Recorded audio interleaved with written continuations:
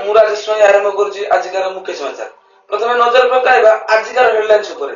दीर्घ 3 दिन अब ओडिशा रे भयावह लघुचापर आशंका देछि। राज्य में दीर्घ 3 दिन धरी वर्षा चली तार कराल रूप। वर्तमान सुधा 3टी गां दरड़ा पटपदा कुंडई पानी घेर अछंती।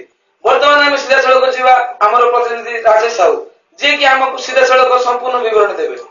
तो राजेश आपण सेटिकार परिस्थिति कोन केमिति केतरी गां पानी घेर रहिछि ता पय सबुक्त विवरण देवे।